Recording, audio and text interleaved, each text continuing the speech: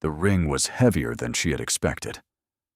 Marisol Pendleton stood in the dim morning light of the solicitor's office, turning the gold band between her fingers, and thought that a thing so small should not feel like a stone pressed into her palm. The engraving along the inside was fresh. 1 year. Her initials. His. The date of their wedding, which was 2 hours away, and the date of its dissolution, 365 days after that. Across the heavy walnut desk, the Duke of Haverford stood with his gloved hands folded behind his back, watching her examine the ring as a man might watch a creditor count coins. His face gave nothing. It never did. In the 3 meetings they had endured over the last fortnight, she had seen him smile exactly once, the mechanical smile of a man acknowledging a pleasantry he did not feel. "You may read the terms again if you wish," he said. "I have read them 4 times, Your Grace." She laid the ring down on the blotter. "I will marry you today. I will live at Agincourt as your Duchess for 1 calendar year. I will attend every function on your secretary's schedule. I will smile at your mother. I will preside at your table. And on the morning of the 365th day, the marriage will be dissolved by private annulment, the papers for which are already signed by the Archbishop, who owes your family a favor I shall not ask about. Precisely. And in exchange, my brother's debt to the crown is paid in full. My sisters each receive a dowry sufficient to secure respectable matches, and my father's name is removed from the list of gentlemen whose estates are about to be seized." Precisely. She looked up at him then, because she had decided during the carriage ride that she would not be the sort of woman who looked down at her hands while being bought. "Your Grace, forgive me for asking. Why me?" Something flickered at the edge of his jaw, and was gone so quickly she thought she had imagined it. "Because you have a reputation for being sensible, and because your family is desperate enough to hold its tongue for a year. Neither quality is common. Together, they are very nearly unique. So, I am a matter of statistics. You are a matter of convenience." The word landed between them like a coin dropped on stone. She did not flinch. She had made herself promise, in the small hours of the night when the offer had first been laid before her family, that she would not let this man see her flinch. "Very well. A matter of convenience." He reached across and picked up the ring. For an instant, she thought he meant to put it on her finger. But he did not. He held it out on his gloved palm, flat, as one might present a key. "You may wear it from the ceremony onward. Not before. I would prefer the servants see it placed on your hand by a clergyman." "Of course you would." "Miss Pendleton, if you continue to address me in that tone for the next 365 days, this year will feel considerably longer than a year. Then I suggest, Your Grace, that you refrain from speaking to me as if I were an expense line in your ledger, and I shall refrain from sounding as though I am about to present you with an invoice." For a single second, she thought she saw the corner of his mouth move. It might have been the light. Agreed. The chapel at Agincourt was colder than a chapel ought to be in late spring. Marisol stood at the threshold, in a gown hastily altered from her mother's wedding dress. The lace yellowed at the cuffs. Her father had pleaded illness rather than give her away. The truth was that he could not bear to watch. It was her elder brother Fenric who waited in the aisle, his good hand folded over his bad one. The bad hand was the reason they were all here. A duel 3 years ago, a wound that had left him unable to manage the estate, a slow ruin that had consumed the family, one creditor at a time, until the Duke of Haverford had appeared with a proposal that no sensible family could refuse, and no proud family could accept, without dying a little. Fenric had cried when she told him. That had been worse than the Duke. "You do not have to do this," he whispered, as he led her down the aisle. Say the word, and I will take you out through the vestry. There is no other way, Fen. Mari, there is no other way." At the altar, the Duke was already waiting. He wore black, as if this were a funeral, which in a sense it was. Beside him stood his mother, the Dowager Duchess, a small, upright woman with iron-colored hair and the kind of eyes that missed nothing. The chapel held perhaps 20 people. It had been designed to hold 300. The vicar was a nervous man named Ormsby. Marisol barely heard the words. She heard her own voice say the vows when prompted. She heard the Duke's voice say them back, without inflection, as if reading from a list of goods received. She felt the ring slide onto her finger. Cold metal. Tighter than expected. Her hand trembled, and she hated it. So she pressed her thumb against the band until her knuckle turned white. When the vicar pronounced them wed, the Duke did not kiss her. He inclined his head half an inch and turned her toward the small gathering. The Dowager Duchess did not applaud.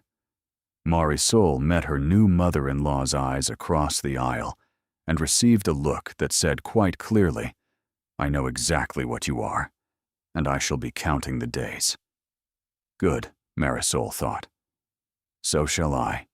The wedding breakfast in the long gallery was the most silent meal she had ever endured. 4 courses, 7 guests, conversation attempted twice by her mother, both times allowed to die on the vine. The Duke sat at the head. Marisol sat at his right. They did not speak to each other once. When the guests had made their careful excuses, the Duke rose and turned to her. "Your things have been taken up. My housekeeper, Mrs. Ardwick, will show you to your rooms. You will have the east wing. I reside in the west. We shall meet at dinner each evening at 8. Outside of scheduled engagements, I see no reason for our paths to cross." "None at all." "Good. Your Grace. Miss Pendleton."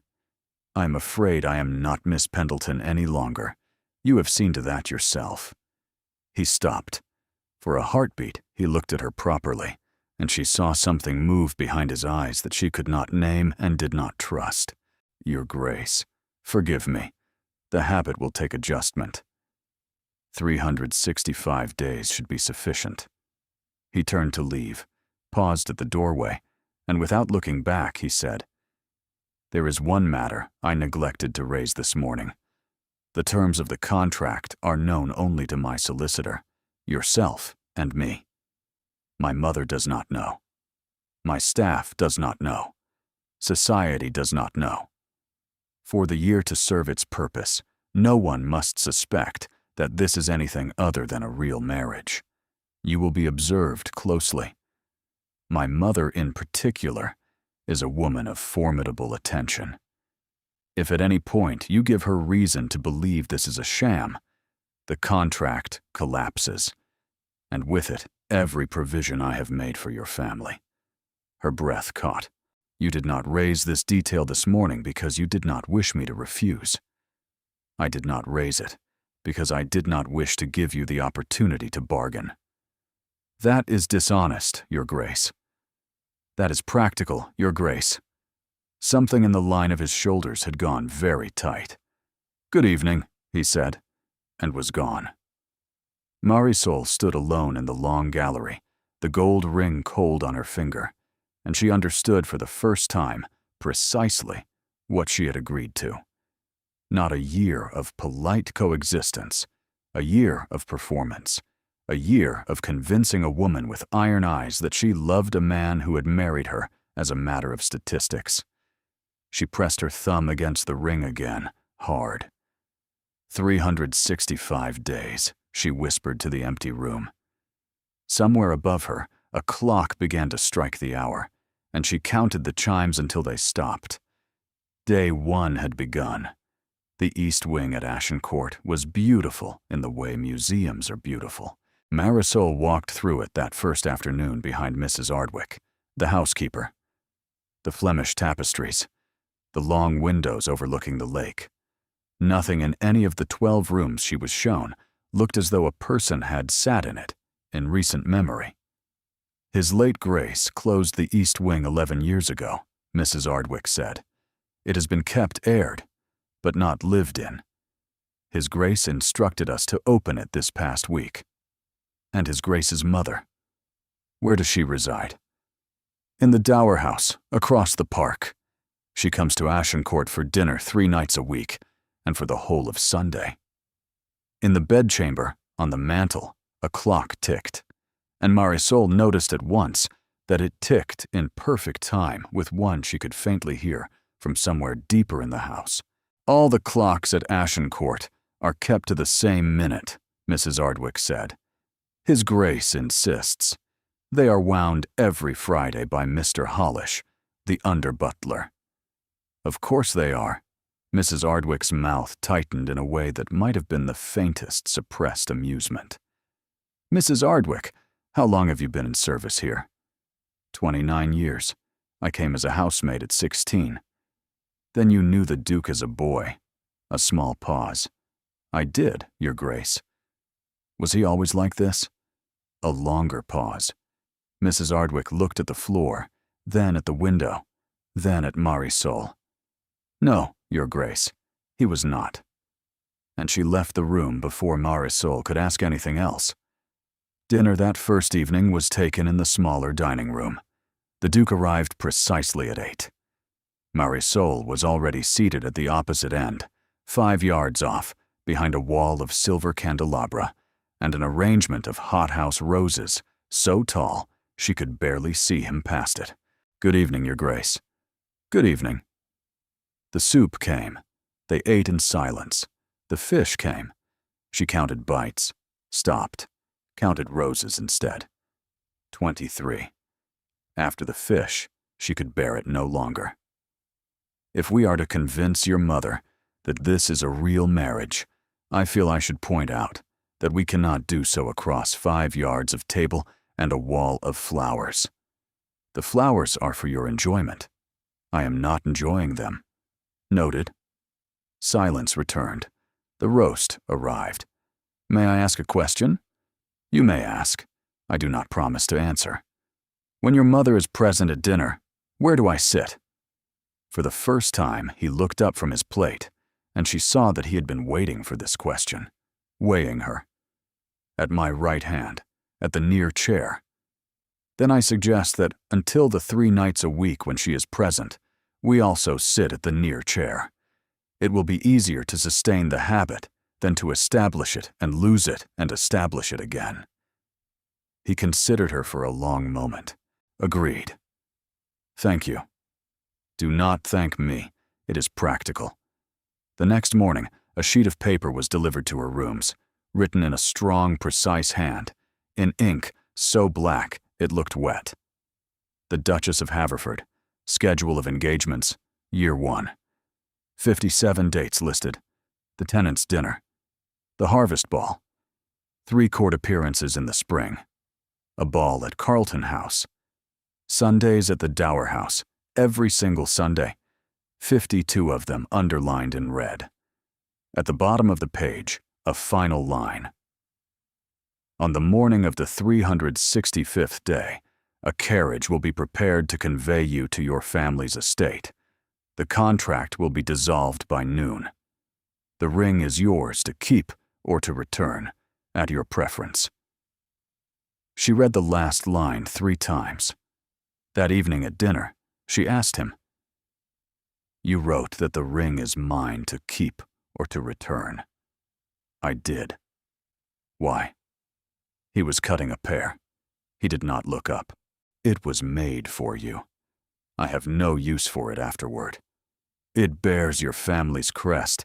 It cannot be worn by anyone else without scandal. No.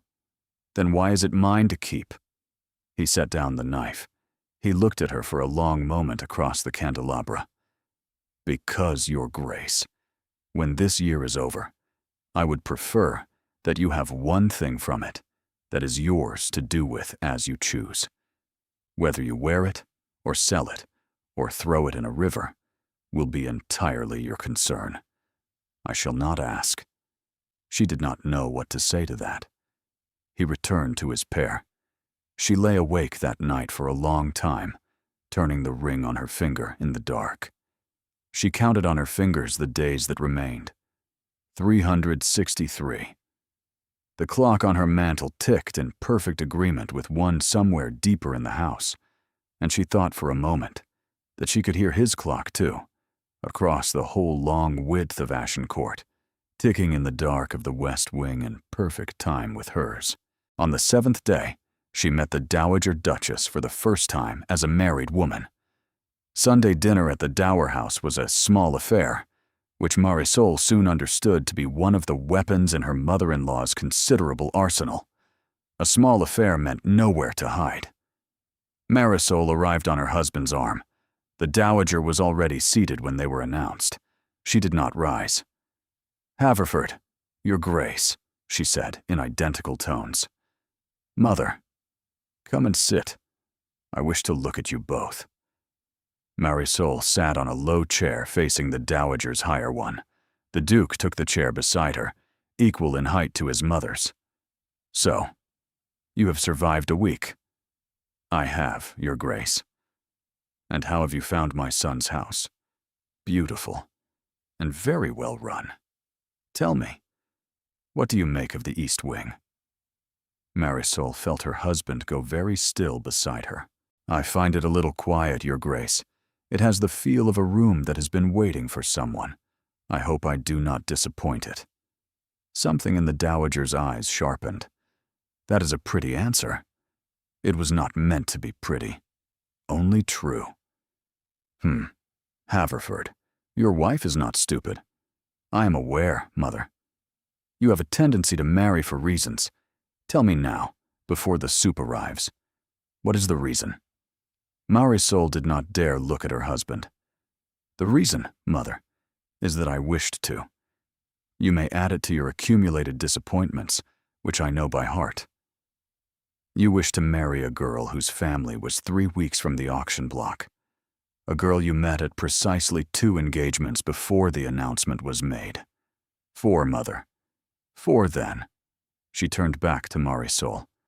"My dear, forgive me. I am an unkind old woman, and it is one of the few pleasures left to me. Tell me, did my son court you?" Here it was. Marisol understood that her entire family's future depended on the next sentence out of her mouth. "He did not, Your Grace. He is not a man who courts. He is a man who decides. He decided, and then he came to my father, and then he came to me. I confess I was not flattered. I was affronted. I refused him once." "Did you?" The Dowager's eyes glittered. "I did." "What changed your mind?" She felt the weight of her husband's attention on the side of her face. She did not turn.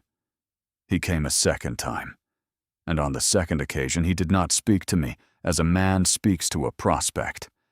He spoke to me as a man speaks to an equal. That was an experience I had not often had in London, and I found it, to my own surprise, persuasive. The Dowager regarded her in silence. "Soup," she said to the footman, and the subject was closed. The Duke did not look at her for the rest of the meal, but when the Dowager had risen to go to her drawing room, as Marisol passed him very quietly, he said, "Thank you." She did not trust herself to answer. She sat with the Dowager for an hour. She played a short piece on the spinet, badly, and the Dowager permitted herself the first real smile of the evening. "Well, at least you do not pretend to play well." "No, Your Grace. The only thing worse than a bad musician is a bad musician who believes herself to be a good one." "Precisely so." At 9, the Duke came to collect her. She kissed the Dowager's cheek, and the old woman's hand rested briefly on her arm. "I shall be watching you very carefully," the Dowager murmured. "It has been a long time since anyone in this house has been worth watching. I shall not mistake it." In the carriage back to Agincourt, the Duke did not speak for a mile. You refused me the first time." He was looking at the floor. It seemed the sort of detail your mother would believe. A woman who accepted without hesitation would be a woman who had been bought. A woman who refused once would be a woman who had been persuaded. That was quick thinking. I have had a week to prepare. After another silence, without looking up, he said, "The business about being spoken to as an equal. Where did that come from?" "I invented it." "Ah, is that a disappointment?" "No, it is an instruction." She did not ask what he meant, because the carriage was slowing at the gates, and she was not yet certain she wanted to know. She slept that night with the ring still on her finger. When she woke in the gray hour before dawn, she found she had, without meaning to, turned it around, so the engraving was hidden against her palm, as if she had been trying to keep a secret even from herself. The message arrived on the 31st day. Mr. Hollish appeared at the morning room door with a card on a salver. "A caller, Your Grace." She took the card. "Colonel the Honorable Cavan Thirlwell." Beneath the name, in pencil, a line had been added. "An old friend of the family, hoping very much for the honor of a quarter hour."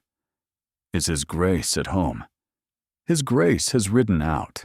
He is not expected before 3. She thought a moment. "Very well. Show him into the green parlor." She turned the ring on her finger until the engraving faced outward. The man who rose from the settee was younger than she had assumed a colonel would be. Tall, lean, with sand-colored hair and a narrow, intelligent face that settled into an easy smile the moment he saw her. "Your Grace, forgive the intrusion." "Colonel Thirlwell, we are not alone. A maid is sitting in the window." "So she is. You described yourself on your card as an old friend of the family. The name is not familiar to me." "Not an old friend of your family. Of his. I was at school with Haverford. We served together at Badajoz. I have been abroad some 2 years.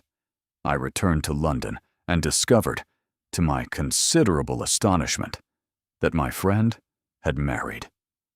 She had not known her husband had been a soldier. She kept her face still. "My husband did not mention you were expected. He did not know I was coming.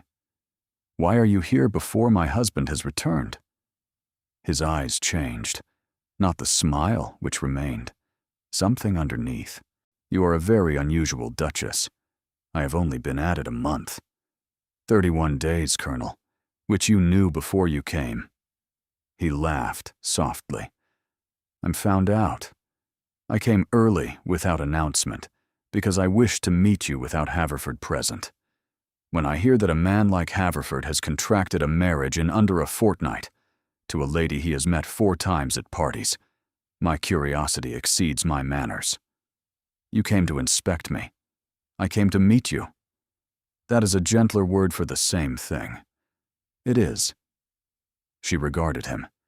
The maid in the window had not moved, but she could feel the maid listening, and she was grateful for it. "Colonel, I do not know you. You have come to my husband's house in his absence under a pretext that would not survive 5 minutes of scrutiny. And you have asked me, in every way short of the words themselves, to confide in you about a marriage that is 1 month old. Why on earth would I do that? You would not. I am not such a fool as to have expected it." "Then what did you expect?" He looked at her for a long moment. "I expected that you would be unhappy. And I came, without any right to come, to see whether I could offer you any assistance." The word unhappy landed in the room like a dropped glass. "What in heaven's name has given you that impression?" "Haverford is one of my oldest friends. I love him. I have known him long enough to know what he does when he has decided that a thing is necessary and distasteful. He is correct, he is punctual, he is unfailingly considerate, and he is not there. I have seen him do it to tutors, to officers, to his own mother. I have now, to my sorrow, reason to suppose he is doing it to a wife. Marisol's hands were very still in her lap. Colonel, you have overstepped. Leave now, please. He rose. If ever you have need of a friend who owes his first loyalty to your husband and his second to you, and who is old enough and ill-mannered enough to tell you the truth about either, you have only to write. My direction is on the card. He bowed and was gone. She sat for a long time after the door closed.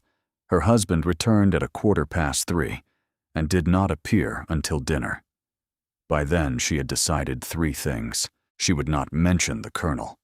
She would not give her husband the satisfaction of explaining himself about a friend he had not troubled to name to her in a month. And she would wait to see, with a patience she did not know she possessed, whether the colonel had come of his own initiative or whether he had been sent. At dinner, she smiled across the flowers, and her husband said, "You are very quiet tonight." "I had a headache. It has passed." She slept badly. She twisted the ring back and forth on her finger in the dark, and she thought for the first time that 334 days was a very long time, and that she did not know any longer whether she feared it or counted on it. She said nothing about the colonel for 11 days. It was her husband who mentioned it first. They were at breakfast. Without looking up, he said, "Hollish tells me Cavan Thirlwell called on you 10 days ago." She turned a page. "He did." I had not known he was in England. Neither had I, as I had never heard of him. Another long moment. He folded his letter. "Why did you not mention his visit to me?" "Because you did not ask. For 10 days. It was not my question to raise.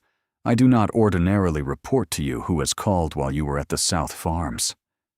You do not ordinarily receive strange colonels in my absence either.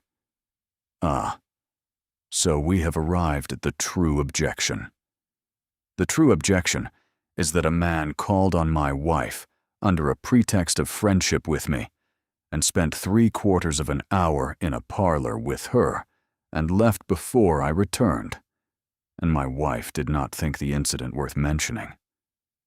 3/4 of an hour is a generous estimate. It was closer to 20 minutes. And he did not call on your wife. He called on me. He presented a card. He asked whether I was receiving. A maid sat in the window throughout. What precisely would you have had me do? Refused him. On what grounds? On the grounds that I had not authorized his presence in my house. She felt the blood come up under her skin, and she let it come.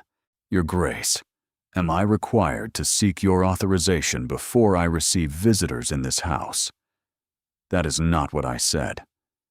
It is the only construction your sentence supports. You told me, on the night of our wedding, that I was to conduct myself as your Duchess in front of your mother, your servants, and the world. You did not at any point tell me that I was required to obtain your permission before I received a caller in a public parlor with a chaperone. If I am required to do so, I should like the requirement put in writing. If I am not required, I should like the question withdrawn." He stared at her. It was the first time in almost 6 weeks that he had looked at her fully, and he looked furious. Not cold, furious, not at her, at himself. At your Grace. Forgive me. I spoke badly. I withdraw the suggestion. Thank you. Nevertheless, I should prefer it in future if you would tell me when Cavan Thirlwell visits this house. He is not the disinterested old friend he will have presented himself as. I had already deduced that. He came to inspect me. He wished to know whether I was unhappy. He said he knew you well enough to know you were unfailingly correct and unfailingly absent. I thanked him for his concern. I sent him away. I did not write to him. I have not spoken of him to anyone, including you, because I was waiting to see whether he had come of his own accord or because you sent him?" The Duke sat down heavily. He pressed the heel of one hand against his temple. "I did not send him." "I believe you. You would not have been so angry if you had." "No." "Then did he come of his own accord, or was he sent by someone else?"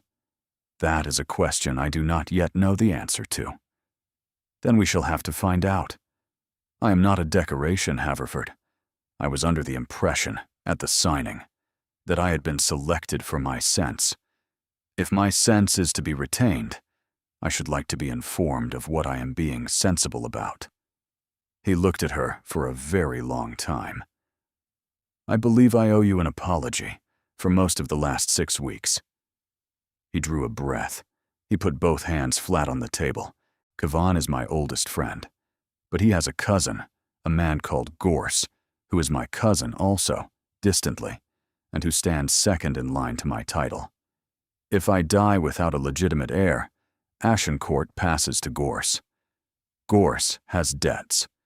Gorse is, to be frank, a man of no character. He has been watching my household since my father's death. He was not pleased to learn of my marriage.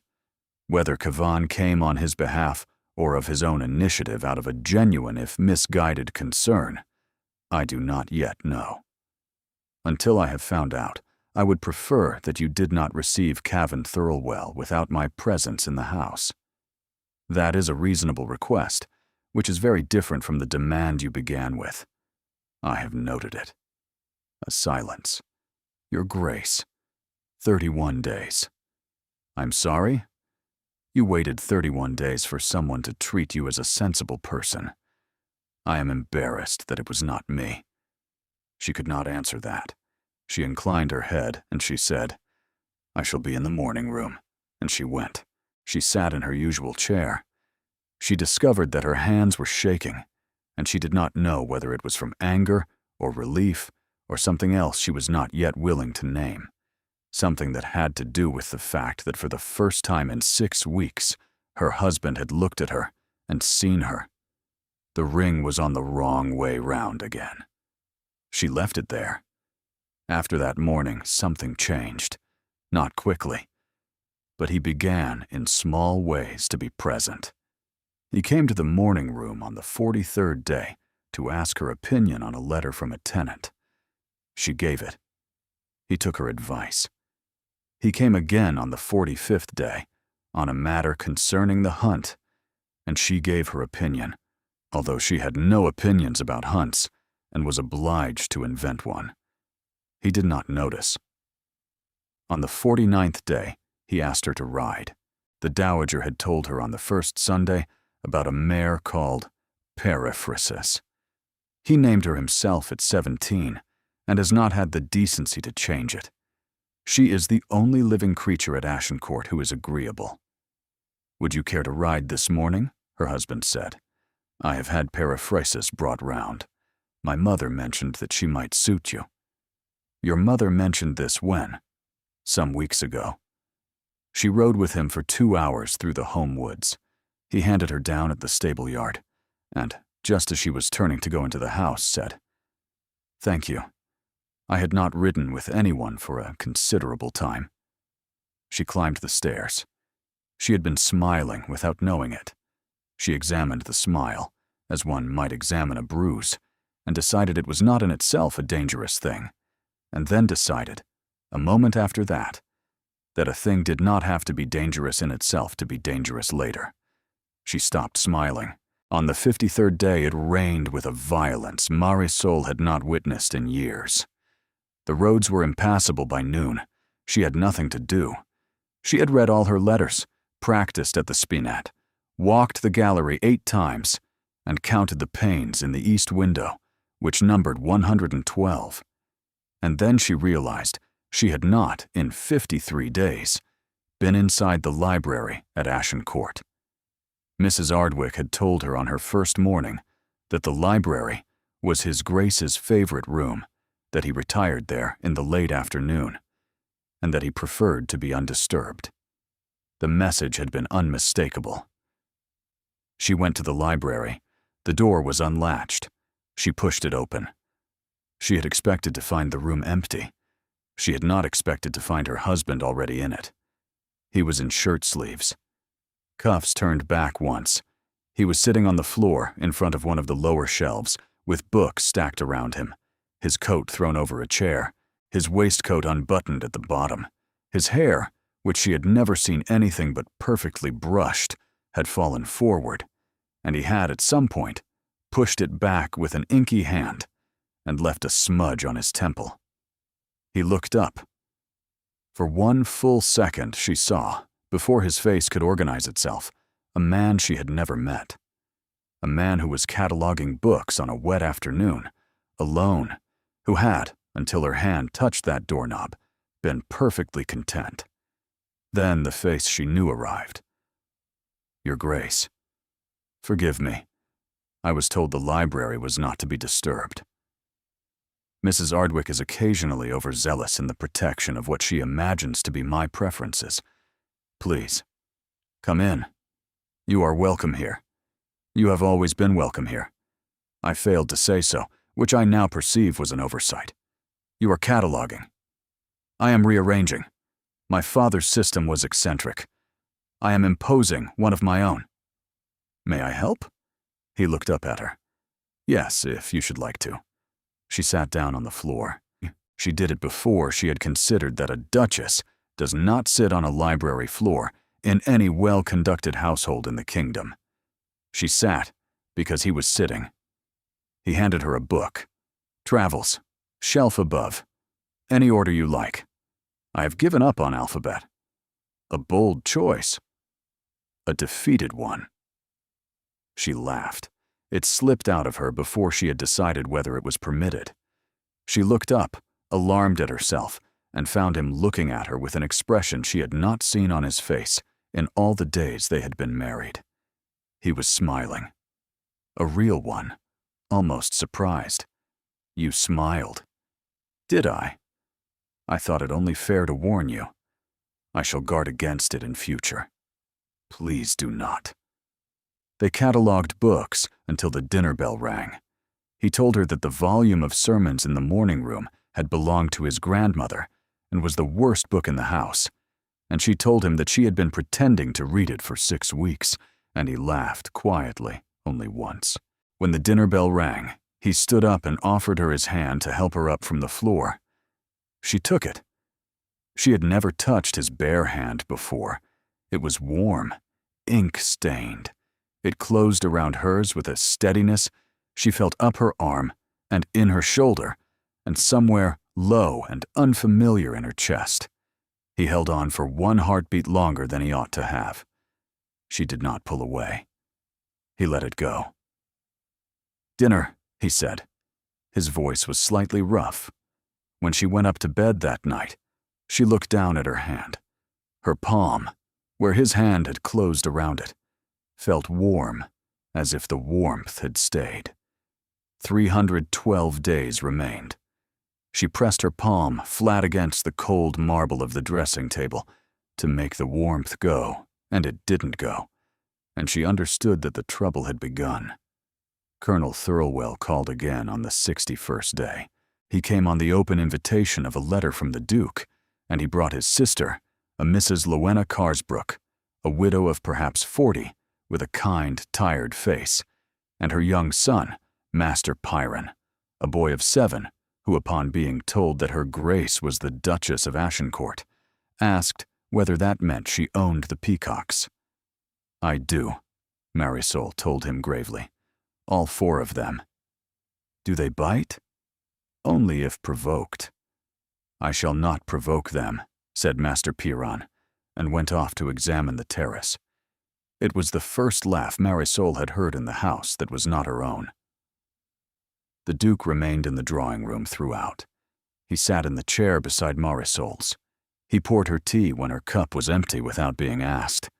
He addressed Mrs. Carsbrook with the warmth he reserved for people he genuinely liked. "Your Grace," Mrs. Carsbrook said when the men had fallen into a quieter conversation of their own. "May I be impertinent? I believe you have already decided to be. How are you finding Agincourt?" "I am learning to live in the beautiful part." That is a good answer. It is a rehearsed one. I have had occasion to use it before, to myself mostly. The widow smiled a slow, crooked smile. Your Grace, I like you. Kavan described you, after his first call, in terms that suggested he had met a woman who terrified him slightly, and I do not always warm to women who terrify my brother. But you will do. I believe that is the nicest thing anyone has said to me since my wedding. When Marisol glanced up, she found her husband watching her across the room with an expression she could not name. He composed it the instant he saw that she had seen. The party stayed an hour. Colonel Thirlwell bowed over her hand on the front steps. Forgive me once more for my first visit. I am glad to have been proved wrong about the nature of your marriage. She did not answer. When the carriage had gone and they were alone in the hall, the Duke turned to her. Thank you. That cannot have been easy. It wasn't difficult. You managed him beautifully. I managed both of you beautifully. He blinked. Then slowly he smiled. Yes, you did. He offered her his arm. He had never offered it inside his own house before, only in company. This was the first time he had offered it with no one to see. She took it. I am going to ride out to the north pastures after dinner. I shall be back late. If anyone calls in my absence, no matter who, you will send them away. What has happened? Nothing. You are a poor liar. You ought to practice. My cousin Gorse is in the county. He arrived yesterday at an inn not 7 miles from here. He has not written. I would prefer that he did not find you. Then take me with you. No. Mrs. Ardwick has been told to admit no one. Haverford. She had not, until that moment, used his name. He went very still. A slow flush climbed his throat above his collar. Yes. Be careful. I shall. He covered her hand with his own. Only for a moment. His fingers closed over hers, and she felt through the fine wool of his coat that his whole arm was tense, as if he were holding himself back from something. 304 days, she said, before she could stop herself. I know. I was not counting down. I know. He released her hand. He inclined his head. He went. The letter came on the afternoon of the 64th day, sealed with red wax and an unfamiliar crest. It was addressed to Her Grace the Duchess of Haverford, in a hand she did not recognize. The letter was from a Mr. Wetherell Gorse, who presented his humble compliments, who lamented that he had not had the pleasure of being introduced to her at the time of her nuptials, and who felt it incumbent upon him to set before her certain facts that her husband would not have shared. 3 paragraphs. The first informed her that her husband had been betrothed at the time of his accession to a Miss Corisanda Vellicott of Wiltshire, which he had terminated without public explanation within a fortnight of his father's death. Miss Vellicott had never recovered. The second informed her that her husband's income had been, at the time of his accession, in arrears, and that the settlement had coincided with a sudden infusion of capital from an unknown source. The third informed her, with many regrets, that her own family's debts had been satisfied through transactions handled by her husband's solicitor, and that the writer had seen enough documentation to be satisfied that the marriage was, in its financial architecture, a transaction rather than a match. She read the letter 3 times. She folded it. She waited for the trembling to stop. She rang the bell. Mr. Hollish, I require a closed carriage. Tell the coachman to take me to the Dower House. The dowager received her in the yellow drawing room. You look as if you have been stung. I have, or I have been told I have been. Sit down. Marisol handed the letter across. The dowager read it twice. She folded it and poured out 2 glasses of something that was not tea. Drink that. What is it? Madeira. Drink it. It hit her empty stomach like a struck match. 3 questions. Did my son marry you for your money? No. My family had none to give him. We had debts. He assumed them. Did you marry my son for his money? No. Is your marriage what it appears to be? Marisol thought of her brother, of her sisters, of her husband's face in the library surprised into a smile, of his hand on hers in the corridor. No, Your Grace, it is not. The dowager sat back. I knew. I thought you did. I have known since the second Sunday. Tell me the terms, Marisol told her. The contract, the annulment, the ring, the schedule, the dissolution by noon on the 365th day. The dowager listened without interrupting. She refilled both glasses. My son is the most intelligent fool I have ever met.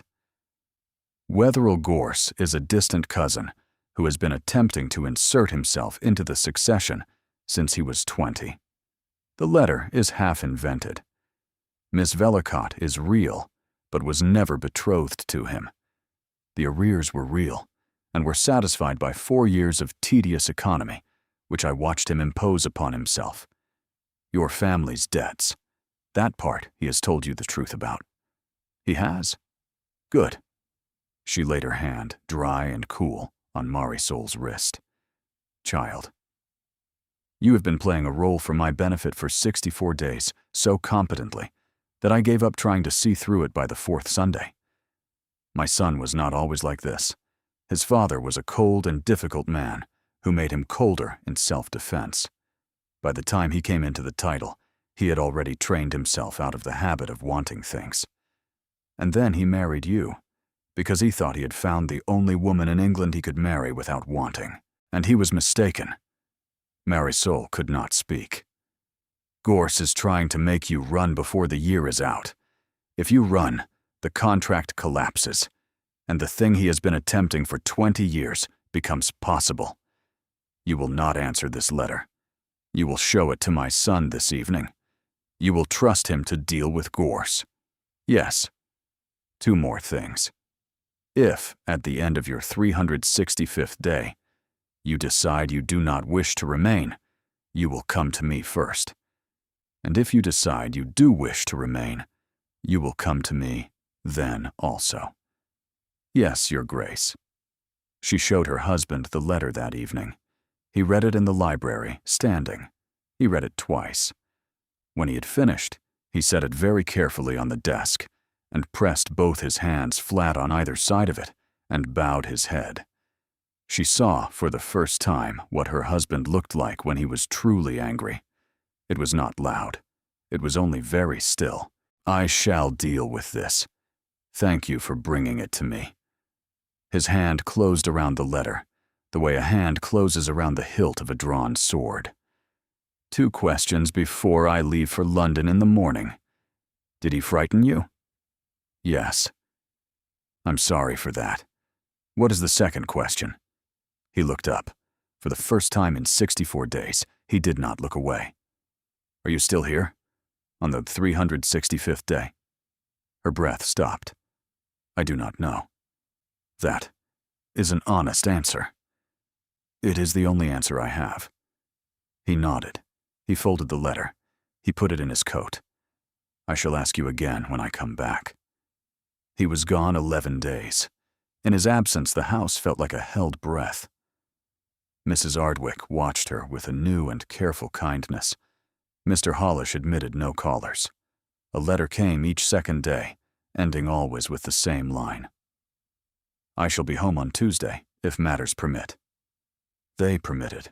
The carriage arrived at 4:30 on a cold, bright Tuesday, and Marisol, who had been in the morning room pretending to read, did not rise to go down, because she did not trust her legs. He came to her. He did not change. He came in his riding coat with the dust of the London road still on him, and he closed the door behind him, which he had never done before, and he stood at the door as if he were unsure of his welcome. It is done. Gorse. He will not trouble you again. How? I would prefer not to tell you in detail. I shall, if you ask. Another time. Not now. He stood at the door, She sat in her chair. Neither moved for what felt like a very long time. "Your Grace. Marisol. Haverford." He crossed the room. He knelt in front of her chair. It was not a gesture he had planned. He went down all at once, on both knees, as a man goes down when his legs will not hold him any longer, and he took both her hands in his and pressed his forehead against her knuckles and did not speak. She could not breathe. "Haverford, give me a moment." She waited. After a long moment, he lifted his head, and he did not let go of her, and he looked up at her from the floor, and his face was bare in a way that would have made her look away from any stranger on the street. She did not look away. "I came home because I could not bear the 11 days. I could not bear them either." "How?" "Because I imagined you, and imagining you was worse than being alone. Do not ask me to go back to what I was. I could not. Even if the year expires, even if you leave, even if you take the ring off and put it in my hand on the 365th day, and walk out, and never come back. I cannot go back to what I was before I knew you were in the house. Haverford, do not promise me anything. I was not going to. Please." "Then let me say what I'm going to say, and you may decide afterward whether you heard a promise in it." "Yes." She did not move her hands. "I did not come to this house wanting you. I came to save my brother and my sisters and my father's name. I did not come to this marriage to fall in love. I did not come with any expectation of kindness, and I received none for the first 6 weeks. And then you thanked me in a carriage, and you asked my advice on a tenant's letter, and you sat on the library floor on a rainy afternoon, and you came in from London covered in dust, and knelt at my chair, and I do not know at what point I stopped counting down and started counting up. But I have. I am telling you that it happened because I owe you honesty." He closed his eyes. "I owe you more than honesty. I shall take the honesty first. You are not, I suppose, prepared to let me stay on the floor for a while." "I am not." He rose. He did not let go of her hands, which meant she rose with him, and by the time they were both standing, they were closer to one another than they had ever been, and she could see that his eyes were wet, and he could see that hers were as well. "I am going to kiss you now, and you are going to tell me not to, and I am going to listen. Or you are going to say nothing, and I am going to proceed. I want you to choose, Marisol. For once in this year, to choose." She said nothing. He kissed her. It was careful. It was startled. His hand came up to her face and rested against her cheek and did not know what to do with itself. She turned her face into it. She felt him breathe out as if he had been holding that breath for months. She kissed him back. When they stopped, they did not move apart. He rested his forehead against hers. His breathing was uneven. 301 days. I know. I still do not know the answer. I know. Do not ask me tonight. Or tomorrow. I need the rest of the year. You shall have it. They sat on the floor of her morning room and talked until the fire went out. He told her about Miss Vellicott, whom he had not seen in 7 years, and about his father, and about the peninsula, where he had been 19. She told him about her brother's duel, and about the night her father had come into the drawing room with the offer in his hand and had not been able to look at her. At some point near dawn, she fell asleep with her head on his shoulder. He did not move for an hour. When Mrs. Ardwick opened the morning room door at 6 and stopped short on the threshold, he lifted his free hand from where it rested in Marisol's hair and laid one finger against his lips. Mrs. Ardwick nodded once, very slowly, and closed the door. What followed was the longest quiet season of her life. She measured it afterward, not in weeks, but in mornings. Rides at first light when the dew was still on the grass, afternoons in the library, and dinners at the near end of the table, at which he reached sometimes across the cloth to touch her hand.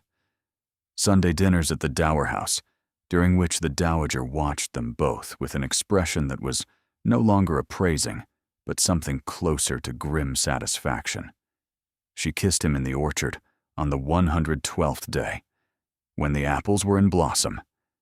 She woke in his arms on a sofa in the long gallery on the 140th, because they had not been able to make themselves go up to separate rooms.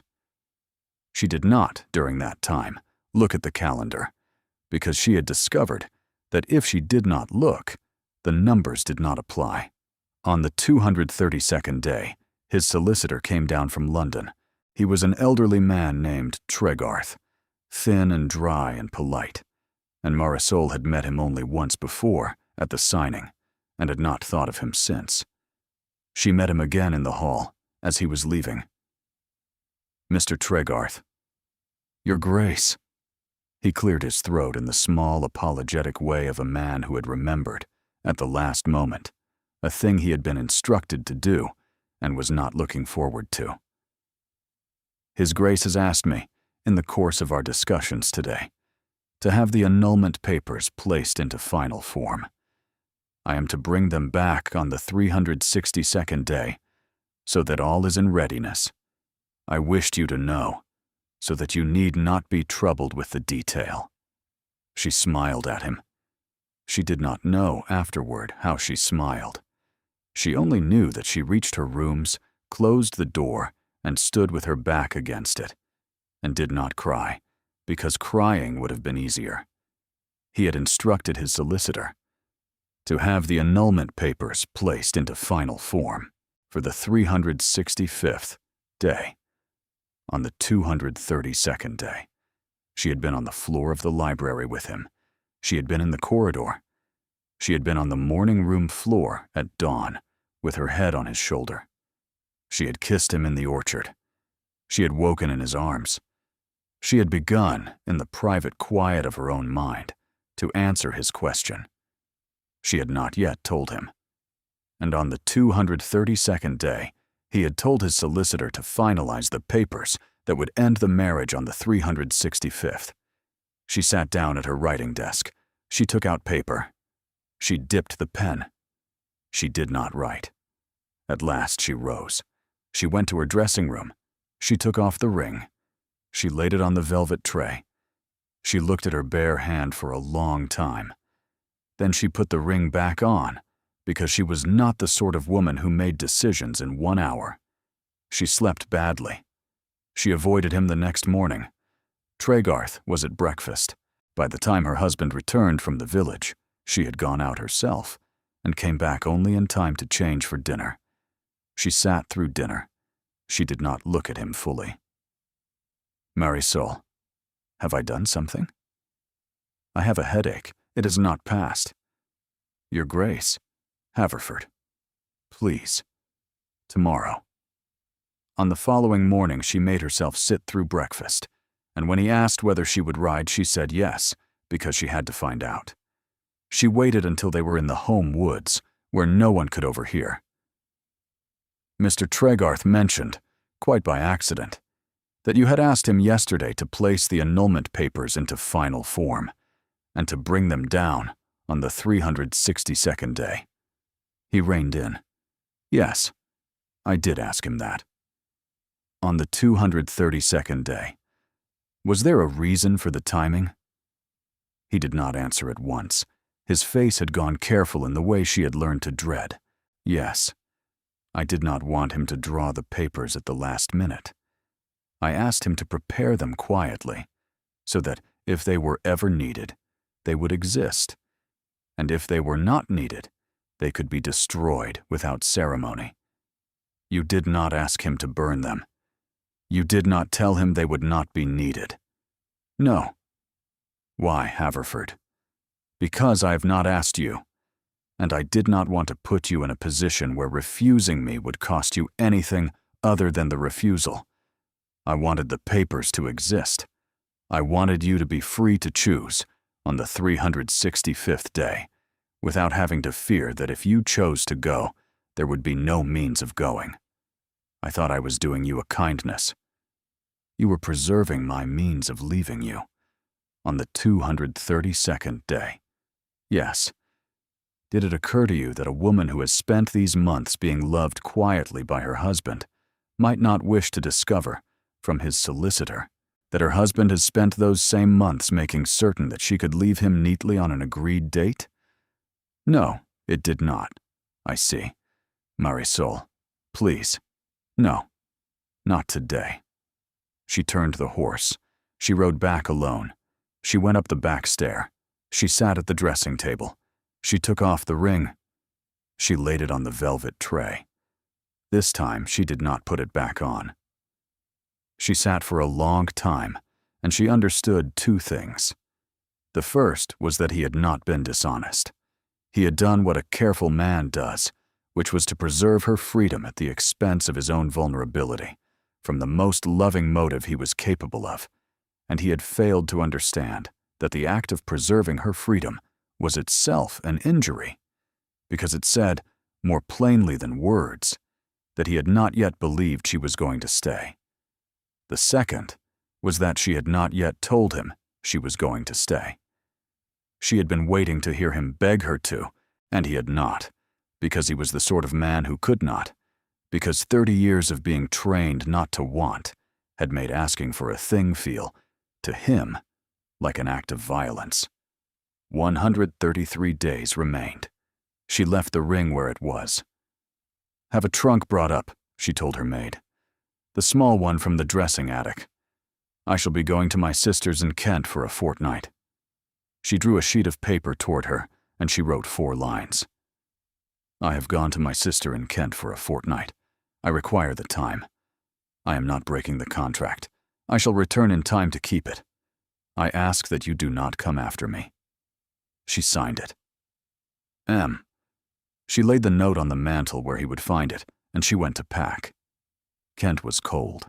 Her sister Isella had married 3 summers ago to a country squire, and lived in a rectangular stone house on the edge of a village called Murrow, with 2 small dogs and a husband, who asked no questions when his sister-in-law arrived unannounced, with 1 trunk and a face that told its own story. Isella opened the door herself, said, "Oh, Mari," and held out her arms. She did not tell her for 3 days. On the 4th morning, Isella set down her cup and said, "All right, now." Marisol told her everything. When she finished, Isella said, "You did the right thing. The leaving for a fortnight part. The rest I reserve judgment on. You are angry because he did not believe you were going to stay. Are you sure, Mari, that you had given him reason to believe it, in words?" Marisol was silent. "Ah, he did not ask me in words. Men who have been trained out of asking do not begin simply because we have begun answering. When you go back, you will need to tell him. Not hint. Tell. In words, he can write down." "I know." She took the fortnight. She walked in Kentish rain. She wrote a long letter to the Dowager, and the reply came by express 4 days later. "You have done right. Come home when you are ready. He is quieter than usual, and more useful than usual, which is my own private measure. Signed, Haverford. The first Haverford." Marisol understood at last that her mother-in-law had been the Dowager Duchess for so long that she had almost forgotten her own given name, and that by signing Haverford, she was telling Marisol, in the only vocabulary she possessed, that she was the Duchess's mother now, and no longer anyone else's. On the 8th day, a letter arrived from her husband, enclosed inside a letter from Mr. Hollish, who apologized for presuming to forward correspondence that had not been requested, and explained that the letter had been left on His Grace's writing desk, sealed for more than a day, His Grace having neither sent it nor destroyed it, and that Mr. Hollish had taken the liberty of posting it. She laughed once, a little wetly. Then she opened her husband's letter. "Marisol, you asked that I not come after you. I shall not come. This letter I have drafted and redrafted, and on the third attempt I have stopped trying to make it say what it ought to say. You were right. I did not believe you would stay. I did not ask whether you would stay. I did not ask because asking would have required me to say that I wanted you to, and wanting in that direction aloud is a thing I have not done since I was very young. I told Tregarth to prepare the papers because I could not imagine an arrangement in which you would not need them. I could imagine a woman who loved me. I could not place that woman in the same room as myself. That is the defect. I shall not use these pages to ask you to come back. I did not earn the right to ask. I shall tell you what I shall do while you are gone. I shall write to Tregarth and instruct him that the papers are to be withdrawn and burned in my presence. I shall not open the east wing to any other occupant. I shall not sit at the head of the table. I shall take my dinners in the library. The long gallery shall be closed, because I cannot walk through it at present without rehearsing certain mornings that I have no right to rehearse alone. On the 365th day, if you do not return, I shall send the carriage as agreed. I shall not come to it. I shall be at the Dower House, so that I shall not be present when your boxes are carried out, which I could not bear. On the 365th day, if you do return, I shall be on the South Drive at noon, alone, without witness, and I shall ask you a question in the open air that I ought to have asked you on a library floor some time ago. I do not expect an answer to this letter. I shall wait.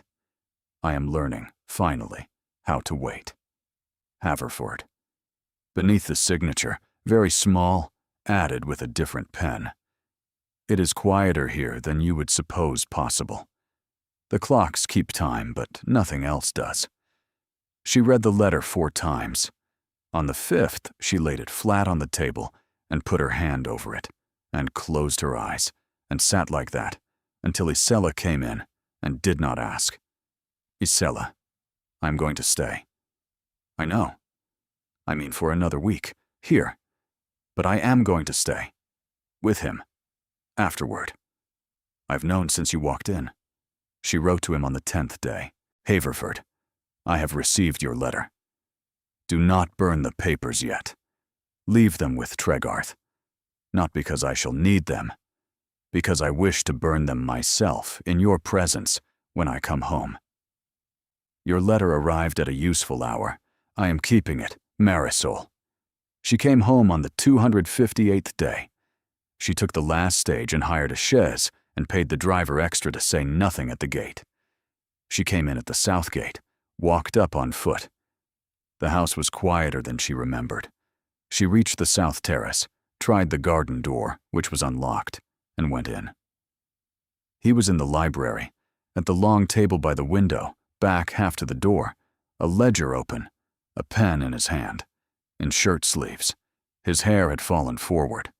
She stood in the doorway. And then, without turning, he said, very quietly, Marisol, how did you know? I've been listening for the door for 10 days. She came into the library. He set down the pen. He did not turn round. But she understood that he did not trust himself to. Mr. Hollish forwarded your first letter. I should have been angry with him. I was not. He took a great risk. I am grateful to him. So am I, Haverford. Turn round. He turned round. He had lost weight. Not much. But she saw it at once. You are home. For the moment. I have not decided, Haverford. I have decided some things. I have not decided the one thing. I know. She crossed the library and stopped at the window beside him. I read your letter 7 times. Only 7. 11, if we are to be honest. I was counting as well. I'm going to ask you 3 questions. If you answer well, I shall stay tonight. If you answer badly, I shall go to my rooms, and we shall have dinner, as we did on the first night, with the candelabra between us, and we shall try again tomorrow. I agree. First, if I had not come home today, if I had stayed in Kent, until the 365th day. What would you have done on the 366th day? He did not answer at once. I am trying to be honest. I would have stayed in bed until past noon. My mother would have come up, without being asked, and sat beside the bed and read to me from a book chosen to be boring, which she has done once before in my life. On the 367th day, I would have opened the east wing and walked through it once and closed it again. And I would have written to you to say that the papers had been burnt, that the provisions for your family stood in perpetuity, and that if at any point you wished to return, the south door would be unlocked. Second, if I stay tonight, if I stay for the remaining 107 days, and on that morning I take off this ring and put it in your hand, what will you do? Marisol, answer me. He closed his eyes. I shall take it. I shall close the ring in my hand and walk with you to the carriage and hand you in myself. I shall not weep in front of you. I shall not ask you to stay. I shall thank you for the year. And then I shall be a worse man than I was when you came, because I shall have known what it was to have you and to lose you by my own doing. But I shall not call that a debt against you. I shall carry it. Third, why did you not come to Kent? You asked me not to. That is part of why. The other part is that I knew if I came to Kent and asked you to come home, you would come, because you are the kind of woman who would. And I didn't want you to come home because I had asked. I wanted you to come home because you had chosen. So I stayed. I wrote one letter. I waited. Haverford, you have answered well. Shall you stay tonight? I shall stay tonight. I have not said I shall stay after tonight. I know. She turned toward him. She took one step closer. She reached up slowly, and with her fingers, she smoothed his hair back from his forehead, as she had wanted to do for the whole journey home. His eyes closed. He did not take her hand. He did not presume. I do not yet know, Haverford, but I am going to stay to find out. That is the decision I have made. I understand. Marisol, thank you for coming home. Do not thank me. It is practical. And for the first time since she had walked into the library, he laughed. A small, startled laugh, not quite steady, and she laughed with him, because the laugh was the first promise either of them had made, and it was a promise they could both keep. The remaining 107 days were not easy. They were not either what she had feared. Instead, they worked. He brought her the estate ledgers in the evenings, not as a gesture, as a request. He asked her opinion on the tenants. He listened to her answers. He disagreed with her 3 times in the first week and deferred twice. And on the third occasion, when he did not defer, he explained in exact detail why he did not. And she understood, when he had finished, that she had been wrong and that she would not have been told so by any other man of her acquaintance. She thanked him. He looked at her as if she had handed him something, and he did not quite know where to put it. They did not speak of the 365th day. They spoke of Fenric, whose hand was doing a little more than a year before, because a surgeon in London had been paid to examine it at her husband's quiet expense, which she learned by accident. They went to dine with his mother on the first Sunday after her return, and the dowager looked at Marisol once across the table and then did not look at her again. And Marisol understood that the not looking was in the dowager's peculiar vocabulary, a kind of embrace. They did not resume the mornings on the morning room floor.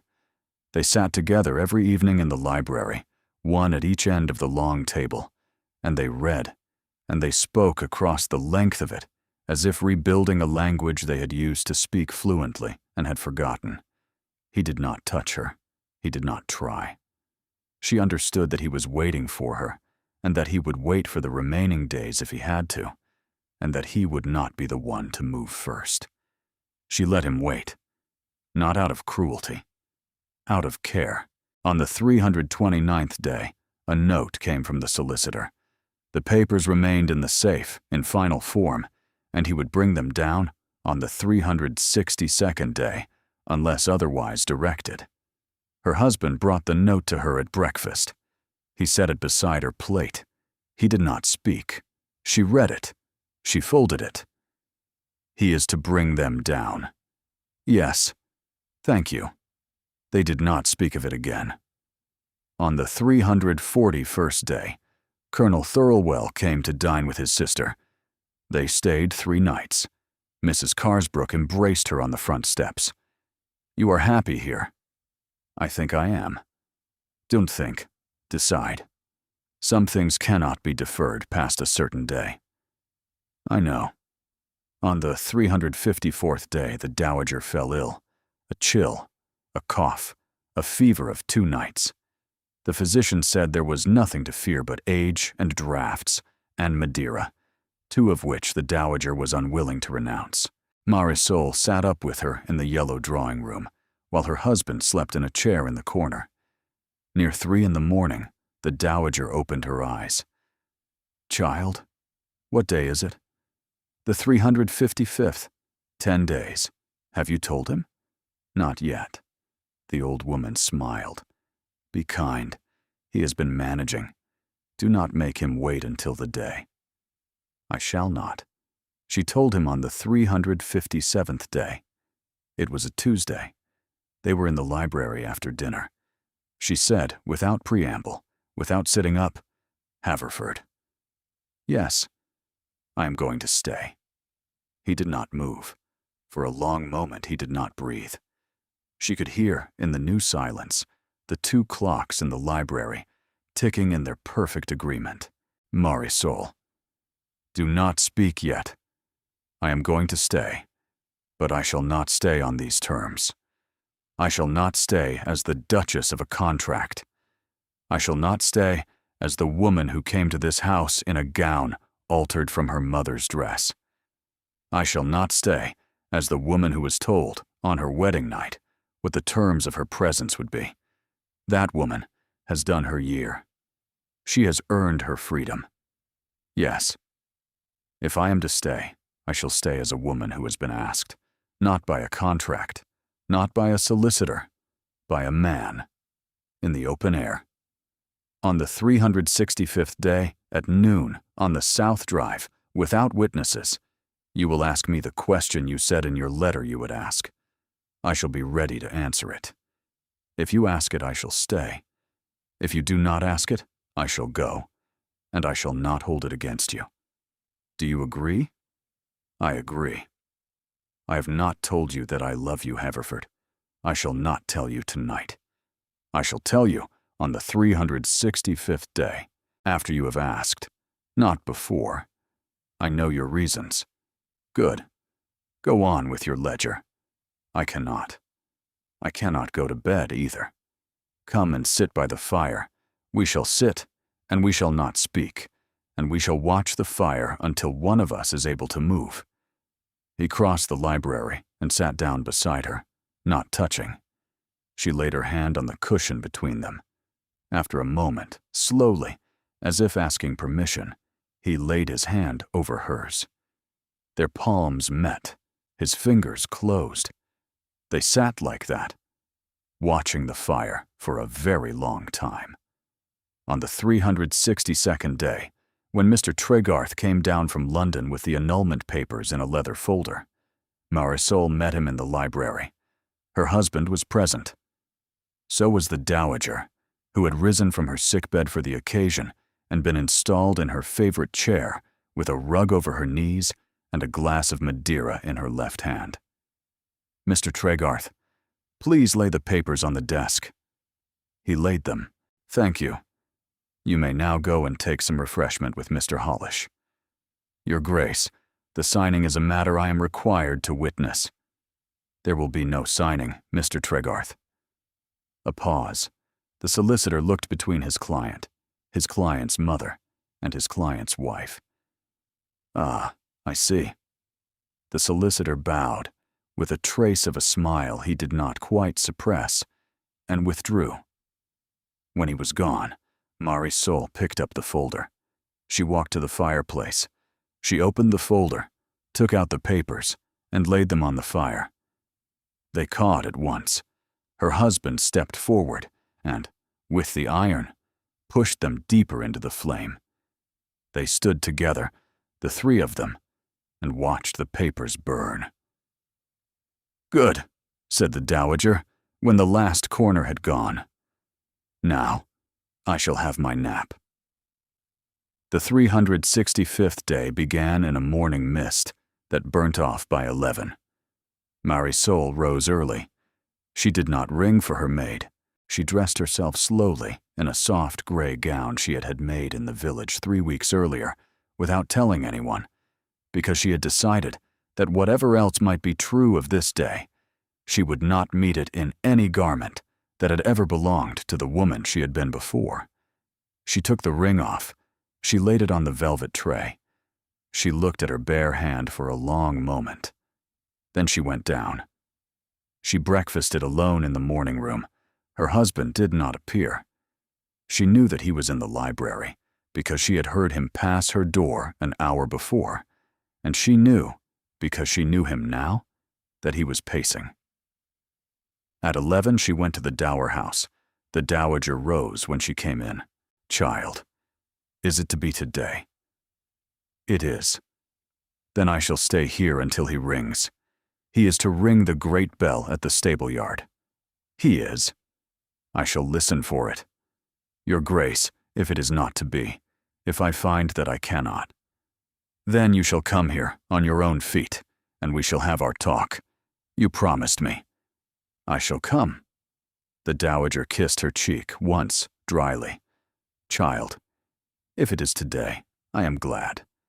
If it is not, I shall survive it, as I have survived worse. But I shall tell you, for the record, that I have not been this glad of anything in 15 years. Thank you. Go." Marisol went. She walked back through the park alone. She stopped at the gate and looked back once. The dowager was at the window and lifted her hand. Marisol lifted hers and turned and went on. At 1:45 she put on her cloak and went out of the south door, and she walked down the south drive. He was already there. He was standing alone at the turning before the lodge, where the old lime trees arched over the gravel. In his riding coat. Bareheaded. No gloves. He was pale. She came up to him and stopped at the distance they had used, that first week, at dinner, before she had insisted on the near chair.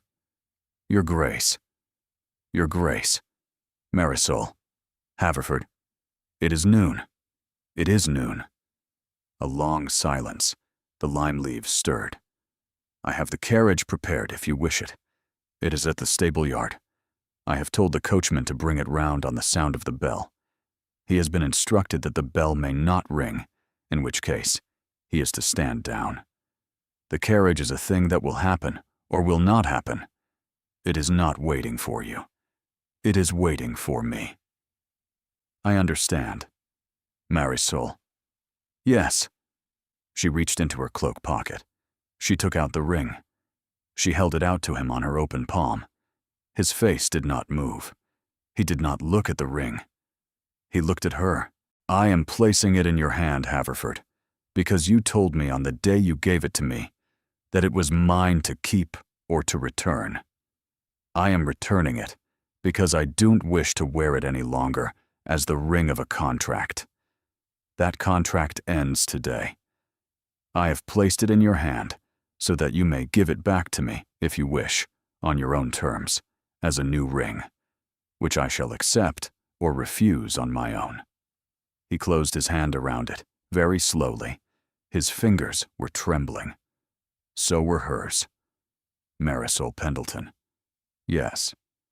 I have rehearsed this speech for 107 days, and I find I have forgotten it. Say the question. Marry me. That is not a question. It is as close as I can get. Say it as a question, Haverford. It matters that you ask. Not that you tell." He drew a breath. "Marisol, will you marry me? Not by the contract, not by the settlement, not by the schedule, or the solicitor, or the archbishop who owed my family a favor. Will you marry me because I am asking you? Yes, yes, Haverford. Yes." He opened his hand. He took her hand. He slid the ring back onto her finger. She turned it herself, deliberately, so that the engraving faced outward, as she had turned it inward 100 times in the year behind them. "Ring the bell." "Not yet. One moment first. I have earned one moment." He drew her to him, slowly, and he kissed her, there on the South Drive in the bright noon, without any witness but the limes. It was the kiss of a man who had finished waiting. She kissed him back. "Now ring the bell." He laughed, a real laugh. He took her hand, and they walked up the drive together, and at the edge of the stable yard, he turned aside and pulled the bell rope himself. The great bell that had not rung at Agincourt for any private reason in 40 years rang out across the park. One long, clear note that reached, she knew, all the way to the dower house, where a small woman in a yellow drawing room would be setting down her Madeira with a hand that trembled, which she would not afterward admit to. Epilogue. 2 years later, on a morning of pale sunlight, Marisol sat in the morning room at Agincourt with a letter on her knee and a cup of tea that had gone cold without her noticing. The clocks kept their agreement. The rooms were louder than they had been 2 years before, because a small boy of 4 months, called Nevin after her husband's grandfather, had arrived in the spring and had no patience with the clocks of Agincourt or any other, and insisted on keeping his own time. The letter was from Fenric. His hand, since the London surgeon, wrote legibly again. It announced that he was to be married in the autumn, to a girl from a neighboring estate whom he had known all his life and had finally, at 33, had the wit to see. She heard him in the hall. He came in. He was in shirt sleeves. It was his library habit now. He had ink on his fingers. He had, she saw, a smudge on his temple. Ink. I know. I felt it go on. I did not stop. "Come here." He came. She rubbed the smudge away with her thumb. "A letter from Fenric. He is to be married in the autumn." He sat down beside her. He watched her in the particular way he watched her, which she had had 2 years to grow used to, and had not yet grown used to. "What?" "I was thinking about the ring. I would like, one day, to have the engraving changed. The dates. I do not want those dates on the ring any longer. I was thinking of a different inscription." "What inscription?" "Yours. To do with as you choose, as I said at dinner on the first night. Haverford, I am smiling because I am pleased. Let me see your hand." He gave her his hand. She pressed her lips to the clean knuckle. "No. Leave the dates. The first is the day I came into this house with my mother's dress pinned at the cuffs and stood at an altar with a man I did not know. The second is the day I walked down the South Drive at noon and asked you to ask me a question. I shall not have either removed. They are the dates that made us. Marisol, you may change many things, Haverford. You may open the long gallery.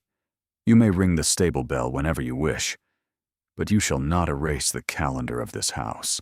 The days were what they were. I do not regret one of them. Not one. Not even the 107. Especially not the 107. I needed them. So did you." He rose to ring for fresh tea. He stopped at the door and turned back, and he said, as if he could not stop himself, "I love you." "I know." "Say it back. At dinner." "Marisol." "At dinner, Haverford. You may have one at breakfast and one at dinner. That is the rule. That is a tyrannical rule. It is a rule I invented on the 365th day. You agreed to it. You were not listening. You were ringing a bell." He laughed. He rang for tea. He came back. He bent his head, and kissed her hair, and she closed her eyes. And upstairs, a child of 4 months, who kept his own time, began a quiet, considering noise that was not yet a cry. And she thought, as she had thought, on perhaps 50 ordinary mornings since the bell had rung, that some rings are placed in the palm and returned, and some rings are accepted twice, and the second acceptance is the one that counts. Thank you for staying with Marisol and Haverford to the end of their story. They began on a day that neither of them chose, with a contract on a desk and a gold ring between them, and for 364 days they counted down. On the 365th day, she placed the ring in his hand, and he placed it back on her finger, and the year they had feared turned into the year they would measure every other year against. If a story of a woman who learned to ask and a man who learned to answer has sat well with you this evening, you will know what to do. Subscribe, so the next one finds you. The next one is already waiting. Thank you, as always, for being the reason these stories exist.